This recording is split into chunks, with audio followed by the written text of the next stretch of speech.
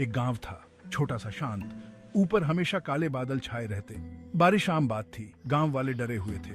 वे एक पुरानी हवेली के बारे में फुसफुसाते थे। वो हवेली एक पहाड़ी पर खड़ी थी। हवेली खाली थी। कोई भी उसके पास जाने की हिम्मत नहीं करता था। हवेली एक रहस्य थी। कुछ कहते थे कि वहां भूत रहते हैं, कुछ कहते थे कि उस पर श्राप है। गांव वाले कहानियां सुनाते थे, अजीब आवाजों की कहानियां, गायब होते सायों की कहानियां। सच्चाई कोई नहीं जानता था, पर डर सबको लगता था। हवेली अकेली खड़ी थी। उसकी खिड़कियां मानो खाली आंखें हों। रंग उखड़ा हुआ था। बगीचा सूखा और बंजर। उसके आसपास की हवा ठंडी थी। कुछ ने कहा कि उन्होंने रोशनी देखी, रात के अंधेरे में टिमटिमाती रोशनी। और कुछ को चीखें सुनाई देती थीं, खून जमा देने वाली चीखें जो उन्हें हड्डी तक कंपा देती थीं। हवेली का अतीत काला था। लोगों ने कहा कि एक परिवार वहां रहता था। वे अमीर थे, ताकतवर थे, पर वो क्रूर भी थे। एक दिन वे गायब हो गए, बिना किसी निशान के गायब। कुछ ने कहा कि उनका कत्ल कर दिया गया, कुछ ने कहा कि वे भाग गए। कोई निश्चित रूप से नहीं जानता था।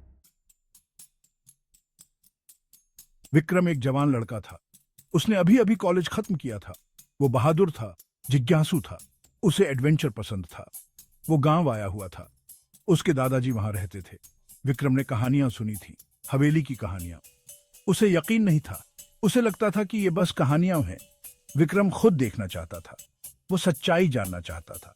उसने हवेली एक्सप्लोर करने का फैसला किया। उसने अपने दादाजी को बताया।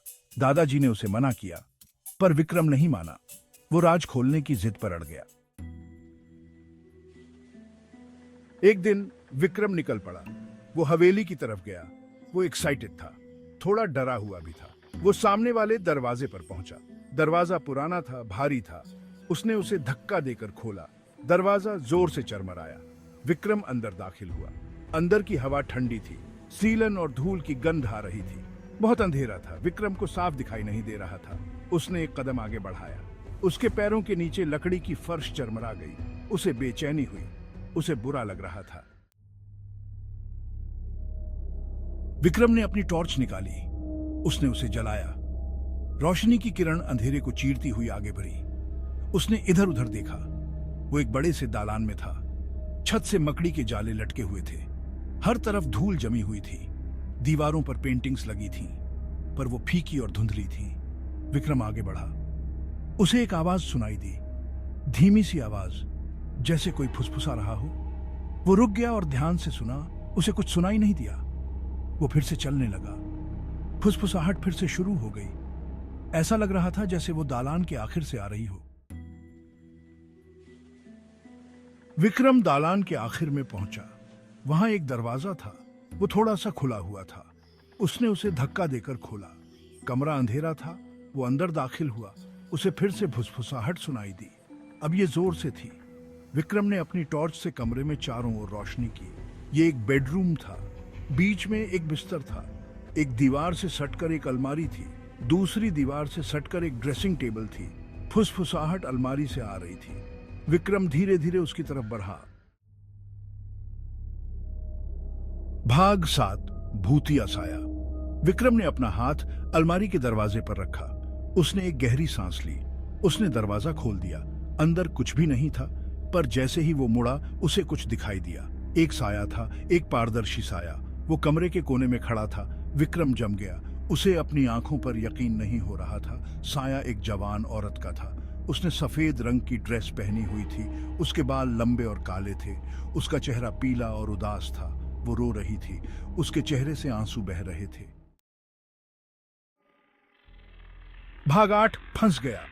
विक्रम ने बोलने की कोशिश की, पर शब्द नहीं निकले। उसने हिलने की कोशिश की, पर उसके पैरों ने जवाब देना बंद कर दिया था। वो डर के मारे जड़ हो गया था। औरत उसकी तरफ सरकी। उसने अपना हाथ आगे बढ़ाया। उसका स्पर्श बर्फ की तरह ठंडा था। विक्रम चिल्लाया। औरत ने कुछ फुसफुसाया। उसकी आवाज धीमी और उदास थी। विक्रम शब्दों को नहीं समझ सका, पर उसे एहसास हो गया था। यह निराशा का एहसास था, लाचारी का एहसास था, फंस जाने का एहसास था। भाग 9, अटल किस्मत। औरत गायब हो गई। विक्रम अकेला था। अब उसे डर नहीं लग रहा था। वो हार मान चुका था। वो जान गया था कि क्या हुआ था। वो फंस गया था, हवेली में फंस गया था, उस भूतिया औरत के साथ फंस गया था। वो कभी नहीं बच पाएगा। विक्रम बिस्तर पर बैठ गया। उसे ठंड लग रही थी, उसे थकान हो रही थी। उसने अपनी आंखें बंद कर लीं। वो इंतजार करने लगा, उस अटल सच्चाई का इंतजार करने लगा, उस अंधेरे का इंतजार करने लगा जो उसे निगलने वाला था। भाग 10 हमेशा के लिए खो गया। गांव वालों ने विक्रम को फिर कभी नहीं देखा। उन्होंने उसकी बहुत तलाश की, पर उन्हें उसका कोई पता नहीं चला। कुछ ने कहा कि वो भाग गया, कुछ ने कहा कि उसका एक्सीडेंट हो गया, पर अपने दिल में वो सब सच्चाई जानते थे। विक्रम हवेली का हिस्सा बन गया था, उसके काले रहस्यों का एक और शिकार। हवेली वैसे ही रही, एक खामोश पहरेदार, उन रहस्यों की याद दिलाती हुई जो उसके अंदर छुपे थे, और उस जवान लड़के की याद दिलाती हुई जिसने उन्हें उजागर करने की हिम्मत की थी और जिसने इसकी सबसे बड़ी कीमत चुकाई थी।